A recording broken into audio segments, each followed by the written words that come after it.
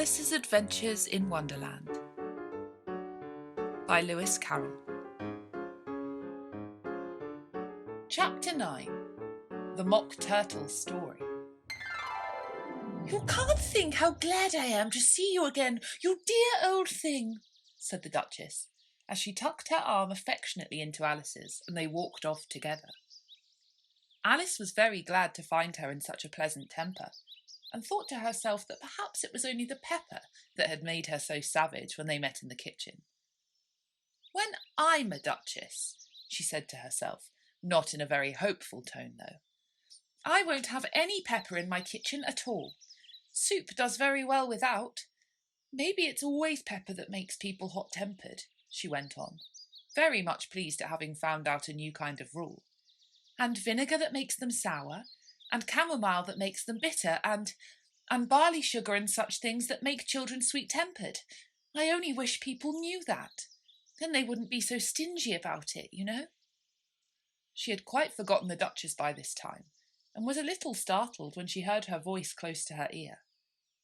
"You're thinking about something, my dear, and that makes you forget to talk. I can't tell you just now what the moral of that is, but I shall remember it in a bit." "Perhaps it hasn't one," Alice ventured to remark. "Tut, tut, child," said the Duchess. "Everything's got a moral, if only you can find it." And she squeezed herself up closer to Alice's side as she spoke. Alice did not much like keeping so close to her. First, because the Duchess was very ugly, and secondly, because she was exactly the right height to rest her chin upon Alice's shoulder, and it was an uncomfortably sharp chin. However, she did not like to be rude, so she bore it as well as she could. "The game's going on rather better now," she said, by way of keeping up the conversation a little.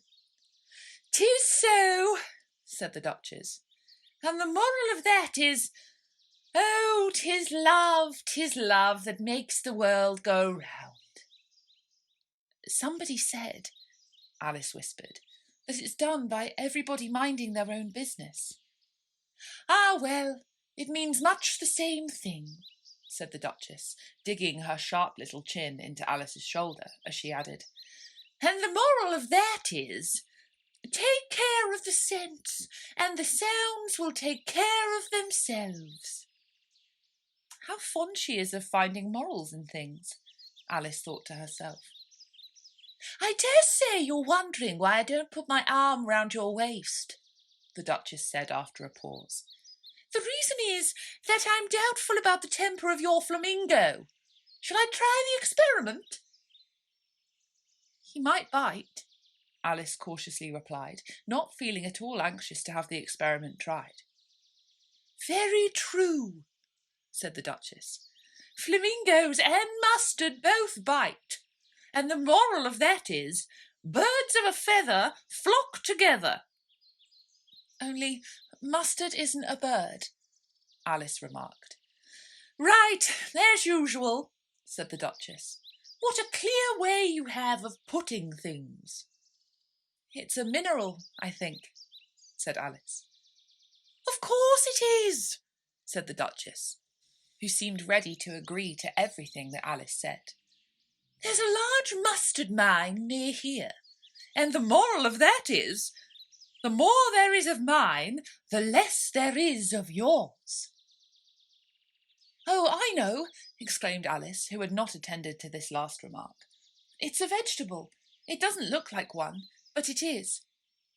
"I quite agree with you," said the Duchess. "And the moral of that is, be what you would seem to be.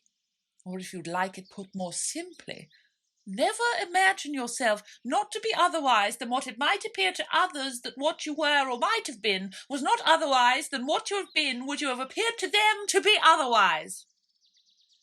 "I think I should understand that better," Alice said very politely, "if I had it written down, but I can't quite follow it as you say it." "That's nothing to what I could say if I choose," the Duchess replied in a pleased tone.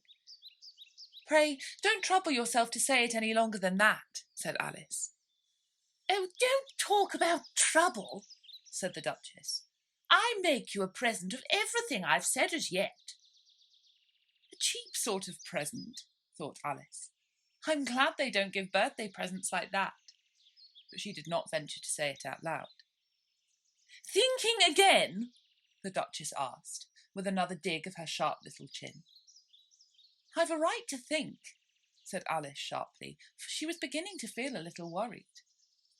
Just about as much right, said the Duchess, as pigs have to fly, and But here, to Alice's great surprise, the Duchess's voice died away, even in the middle of her favourite word, moral, and the arm that was linked into hers began to tremble.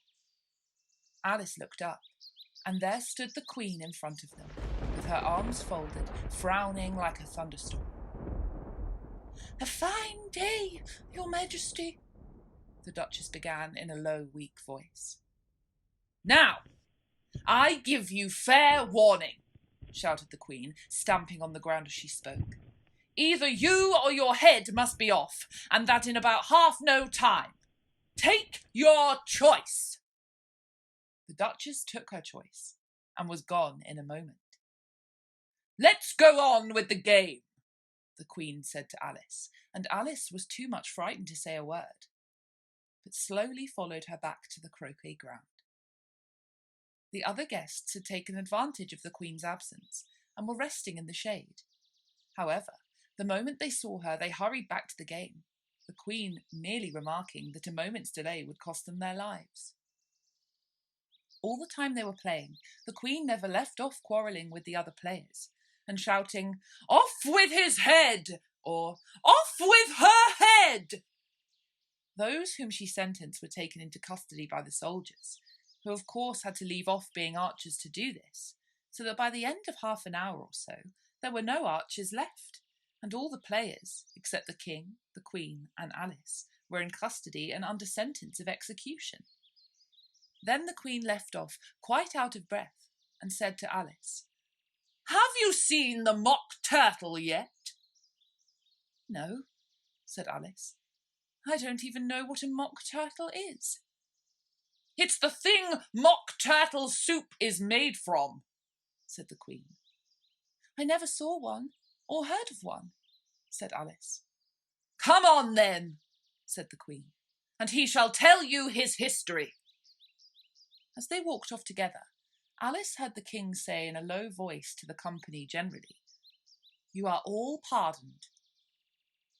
"Come, that's a good thing," she said to herself, for she had felt quite unhappy at the number of executions the Queen had ordered. They very soon came upon a griffin, lying fast asleep in the sun. If you don't know what a griffin is, look at the picture. "Up, lazy thing," said the Queen, "and take this young lady to see the mock turtle and to hear his history. I must go back and see after some executions I have ordered." And she walked off, leaving Alice alone with the griffin. Alice did not quite like the look of the creature, but on the whole she thought it would be quite safe to stay with it, as to go after that savage Queen. So she waited. The griffin sat up and rubbed its eyes. Then it watched the Queen till she was out of sight. Then it chuckled. "What fun!" said the griffin, half to itself, half to Alice. "What is the fun?" said Alice. "Why, she," said the griffin. "It's all her fancy, that. They never executes nobody, you know. Come on." "Everybody says 'come on' here," thought Alice as she went slowly after it. "I never was so ordered about in all my life. Never." They had not gone far before they saw the mock turtle in the distance, sitting sad and lonely on a little ledge of rock, and as they came nearer, Alice could hear him sighing as if his heart would break. She pitied him deeply. "What is his sorrow?" she asked the griffin, and the griffin answered very nearly in the same words as before. "It's all his fancy, that. He hasn't got no sorrow, you know. Come on." So they went up to the mock turtle, who looked at them with large eyes full of tears, but said nothing. "This here young lady," said the griffin, "she wants for to know your history, she do." "I'll tell her it," said the Mock Turtle in a deep, hollow tone. Sit down, both of you, and don't speak a word till I've finished. So they sat down, and nobody spoke for some minutes. Alice thought to herself, I don't see how he can ever finish if he doesn't begin. But she waited patiently. Once, said the Mock Turtle at last with a deep sigh, I was a real turtle. These words were followed by a very long silence, broken only by an occasional exclamation of from the Griffin, and the constant heavy sobbing of the Mock Turtle. Alice was very nearly getting up and saying, Thank you, sir, for your interesting story. But she could not help thinking there must be more to come, so she sat still and said nothing. When we were little, the Mock Turtle went on at last, more calmly, though still sobbing a little now and then. We went to school in the sea. The master was an old turtle. We used to call him Tortoise. Why did you call him Tortoise if he wasn't one? Alice asked. We called him Tortoise because he taught us, said the Mock Turtle angrily. Really, you are very dull. You ought to be ashamed of yourself for asking such a simple question, added the Griffin. And then they both sat silent and looked at poor Alice, who felt ready to sink into the earth. At last the Griffin said to the Mock Turtle, Drive on, old fellow. Don't be all day about it. And he went on in these words. Yes, we went to school in the sea, though you mayn't believe it. I never said I didn't, interrupted Alice. You did, said the Mock Turtle. Hold your tongue, added the Griffin, before Alice could speak again. The Mock Turtle went on. We had the best of educations. In fact, we went to school every day. I've been to a day school too, said Alice. You needn't be so proud as all that. With extras? Asked the Mock Turtle, a little anxiously. Yes, said Alice. We learnt French and music. And washing? Said the Mock Turtle. Certainly not, said Alice indignantly. Ah, then yours wasn't a really good school, said the Mock Turtle in a tone of great relief. Now at ours, they had at the end of the bill French, music and washing extra. You couldn't have wanted it much, said Alice, living at the bottom of the sea. I couldn't afford to learn it, said the Mock Turtle with a sigh. I only took the regular course. What was that? Inquired Alice.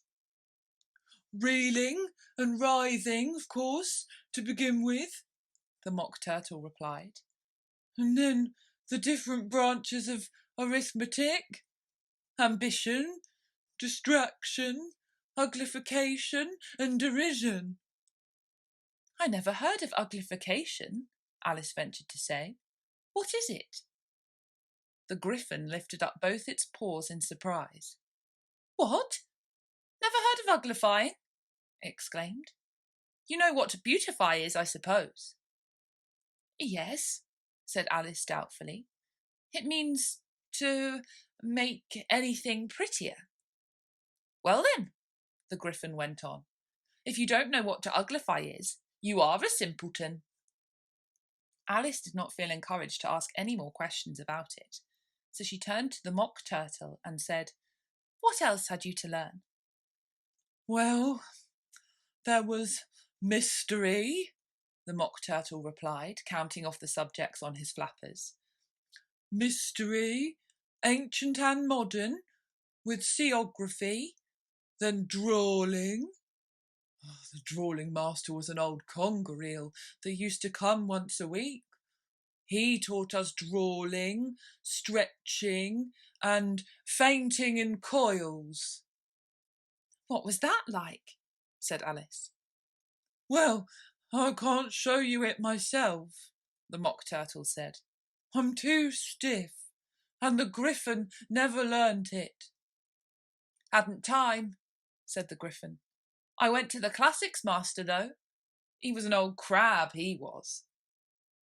I never went to him, the Mock Turtle said with a sigh. He taught laughing and grief, they used to say. So he did, said the Griffin, sighing in his turn, and both creatures hid their faces in their paws. And how many hours a day did you do lessons? Said Alice, in a hurry to change the subject. 10 hours the first day, said the Mock Turtle. 9 the next, and so on. What a curious plan, exclaimed Alice. That's the reason they're called lessons, the Griffin remarked, because they lesson from day to day. This was quite a new idea to Alice, and she thought it over a little before she made her next remark. Then the 11th day must have been a holiday. Of course it was, said the Mock Turtle. And how did you manage on the 12th? Alice went on eagerly.